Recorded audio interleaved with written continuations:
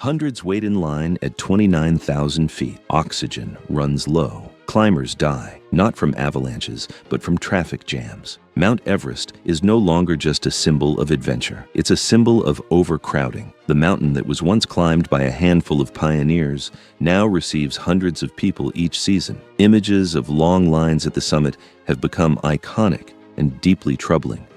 Where silence and solitude once reigned, there's now crowds and competition. Everest has become the poster child for the tension between authentic mountaineering and commercial tourism. And people are dying, not from storms or technical failure, but from waiting in line while their oxygen runs out. This is the Everest paradox. The more accessible the mountain becomes, the more dangerous it gets. The Everest paradox, May 22, 2019. Near the summit of Mount Everest, a photograph goes viral around the world. It shows a line of climbers stretching along the narrow summit ridge. Hundreds of people in brightly colored down suits waiting their turn to reach the top.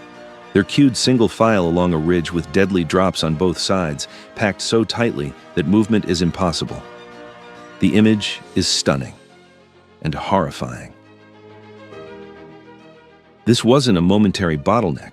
Climbers reported waiting for hours in the death zone, above 8,000 meters where the human body is literally dying with each passing minute.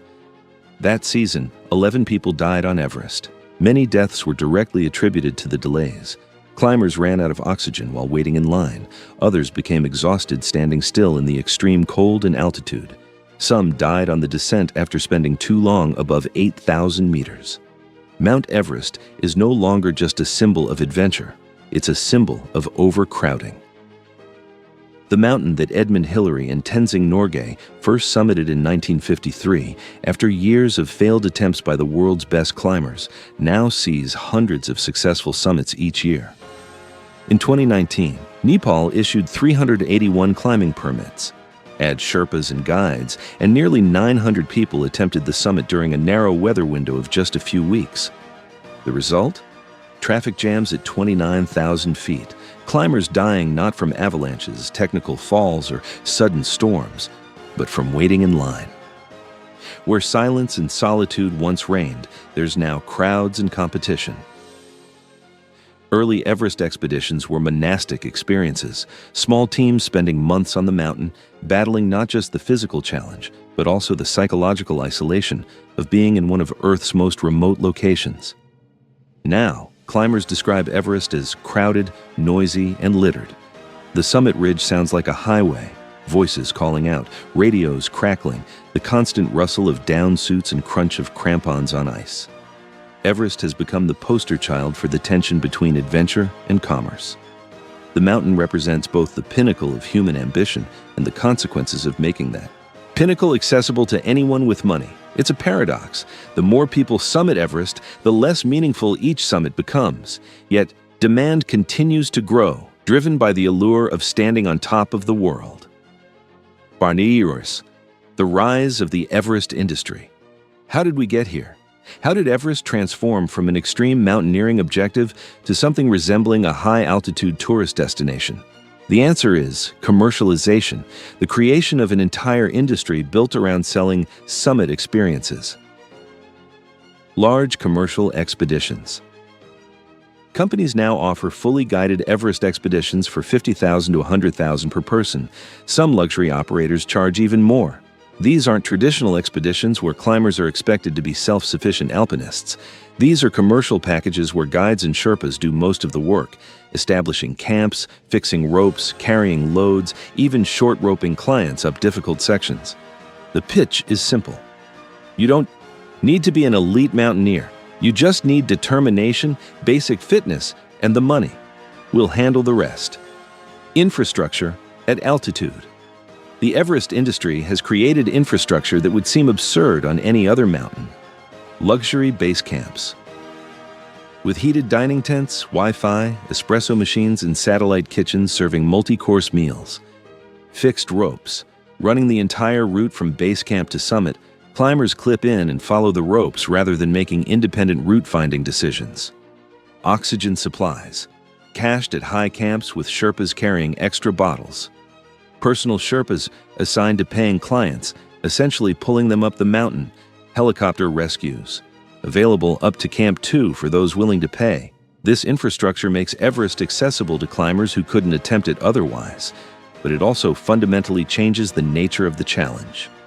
Marketing the mountain. Expedition companies market Everest as a bucket list experience.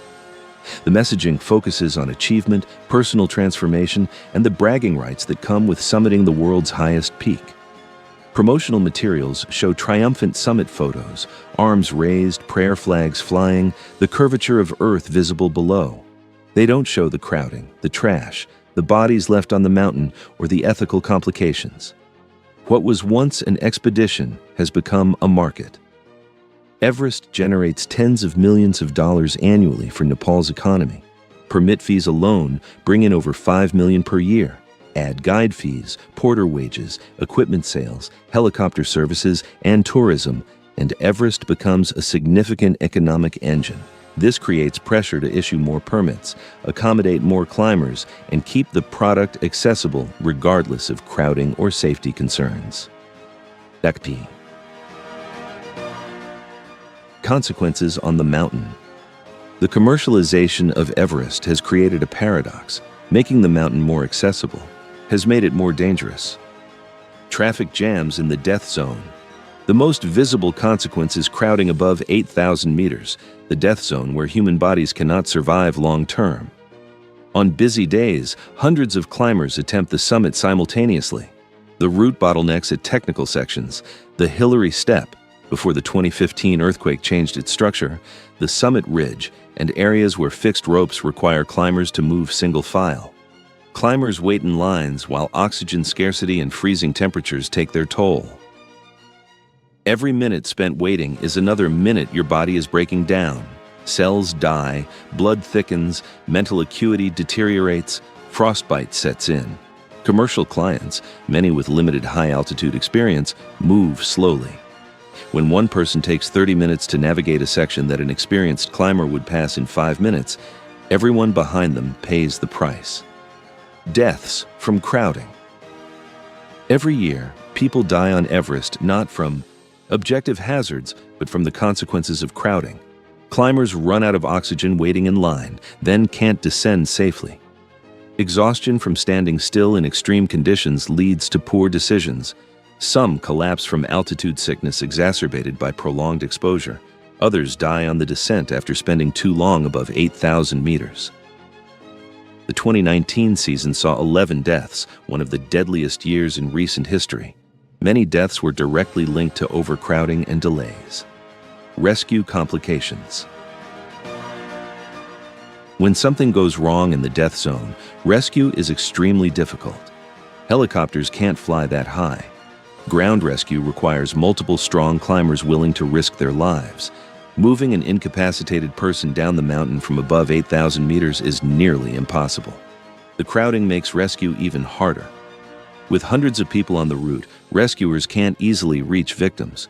Other climbers, focused on their own survival, often can't or won't stop to help, but to environmental degradation.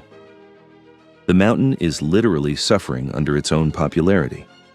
Trash accumulation, oxygen bottles, food wrappers, tent remnants, and human waste litter camps and routes. Rope and ladder waste. Fixed ropes and aluminum ladders are left permanently, becoming part of the landscape. Human remains. Bodies of deceased climbers remain on the mountain because recovery is too dangerous. Erosion. Constant foot traffic damages fragile high-altitude environments. Nepal has implemented rules requiring climbers to bring down trash or forfeit deposits. But enforcement is inconsistent, and the sheer volume of climbers means waste continues to accumulate. The mountain suffers under its own popularity. If you enjoy real stories from the world's most dangerous mountains, consider subscribing. New stories every week. The ethical discussion. The commercialization of Everest has sparked intense debate within the mountaineering community and beyond. Purists versus commercial clients. Traditional alpinists see commercial Everest expeditions as the end of authentic mountaineering. Their critique: These aren't climbers. They're tourists being dragged up the mountain by guides and Sherpas. They have no business being there. They argue that true mountaineering requires self-sufficiency, technical skill, and the ability to make independent decisions under pressure. Commercial clients, they claim, lack these qualities and are essentially purchasing an experience rather than earning an achievement. Commercial clients counter, mountaineering has always evolved. Fixed ropes, camps, and guides have been part of expeditions for decades. We're simply using available resources to achieve a legitimate goal. The Sherpa. Question. Perhaps the most troubling ethical dimension involves the Sherpas who make commercial expeditions possible. Sherpas bear extreme risks, crossing the deadly Khumbu icefall dozens of times per season, fixing ropes in dangerous conditions, carrying heavy loads, and often short-roping inexperienced clients. They do this work because it pays far better than other available jobs in Nepal. For many Sherpa families, guiding on Everest provides economic security impossible to find elsewhere. But the risk is staggering. Sherpas die at significantly higher rates than Western climbers. The 2014 icefall disaster killed 16 Sherpas in seconds, all carrying loads for commercial expeditions. The question arises, where is the line between legitimate employment and exploitation? Are Western climbers with minimal experience justified in hiring Sherpas to take massive risks on their behalf? Is it ethical to pursue a personal achievement that depends on others risking their lives? There's no easy answer. Sherpa's agency must be respected. They choose this work, often take pride in it, and reject being portrayed as victims. But the power and economic imbalances are real. Is it still climbing or tourism on steroids? This question cuts to the heart of the debate. Traditional mountaineering involves independent decision-making, technical skill, self-sufficiency in emergencies, route finding and navigation, risk assessment and management.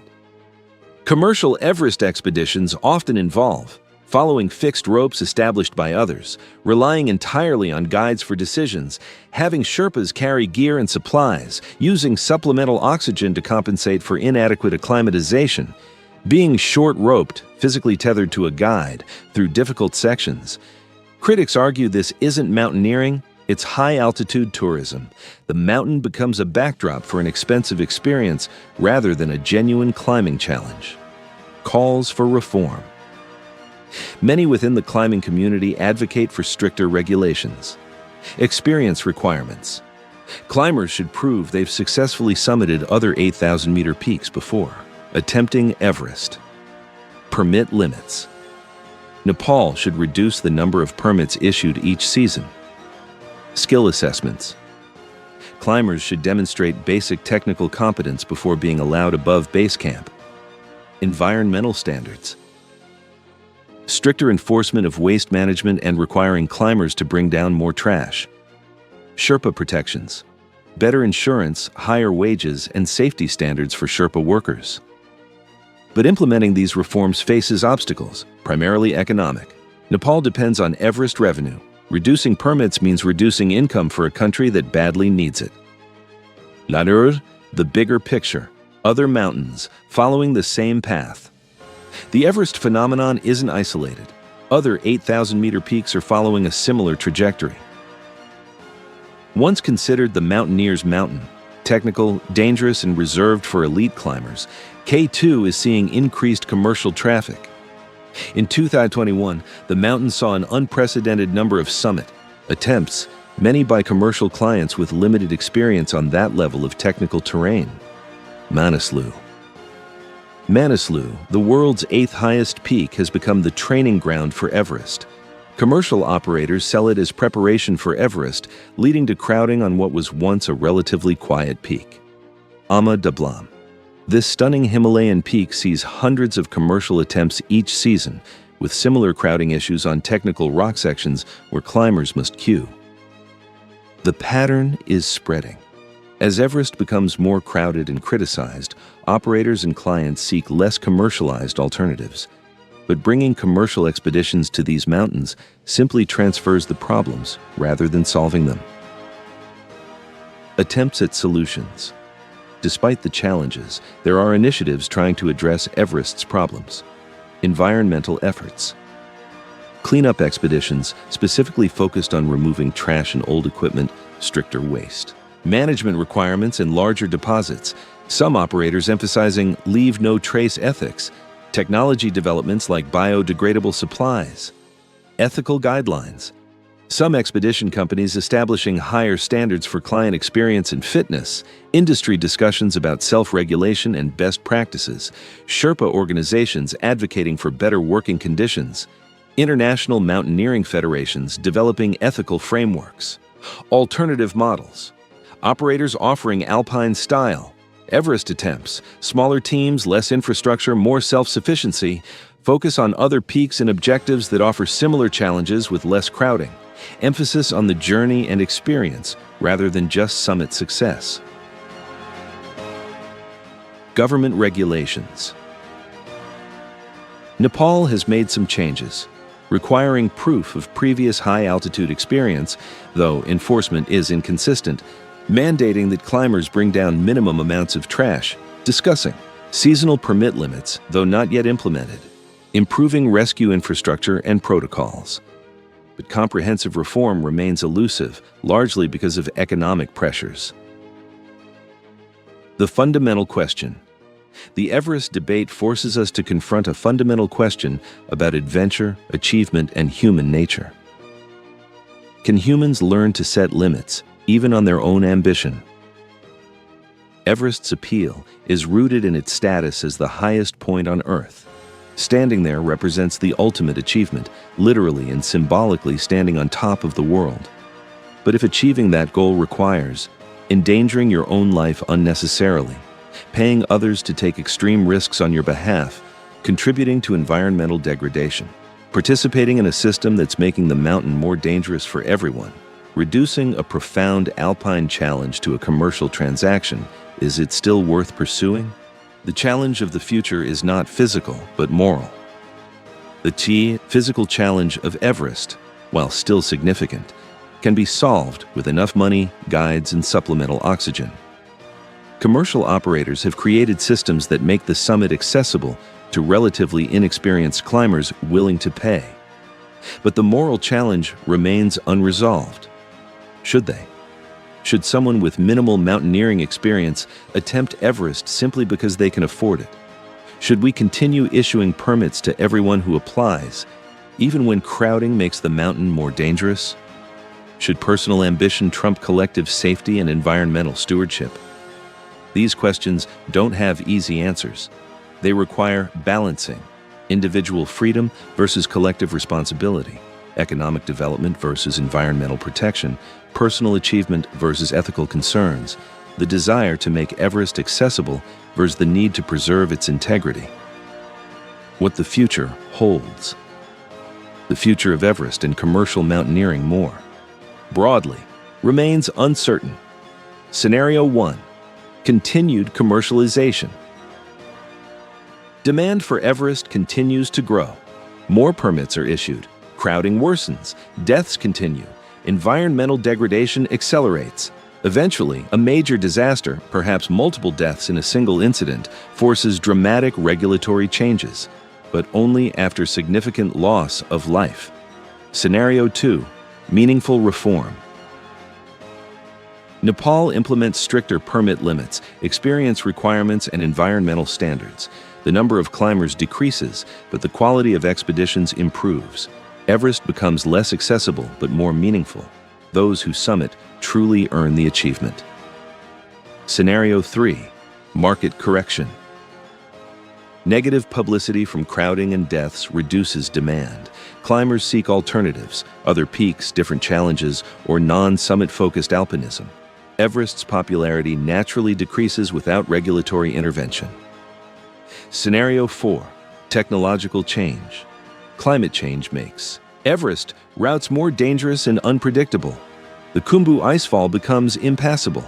Traditional routes collapse. The mountain forces limitations that humans wouldn't impose on themselves. Most likely, a combination.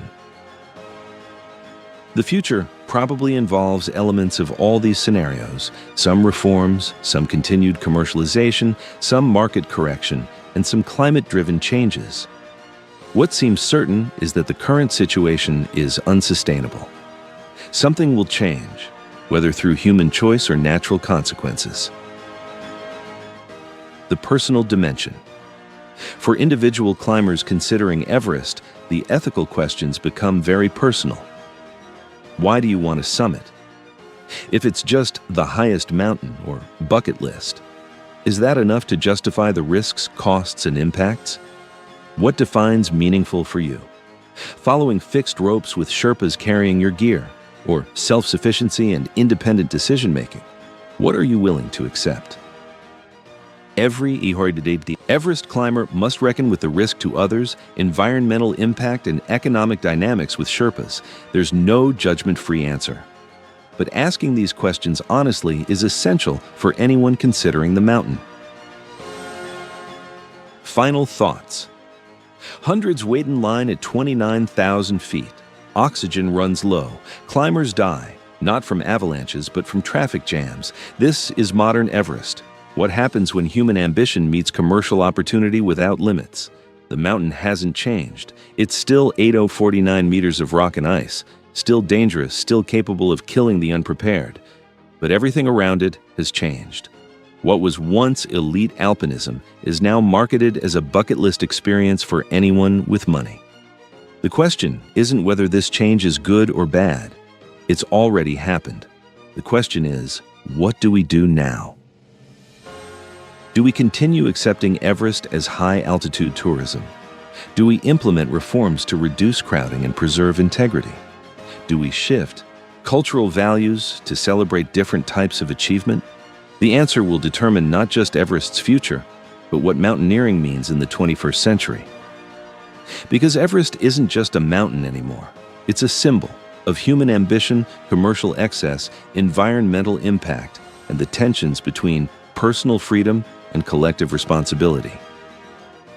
How we handle Everest reveals how we handle broader challenges, balancing development with preservation, managing shared resources, respecting indigenous communities, and learning when to say, enough.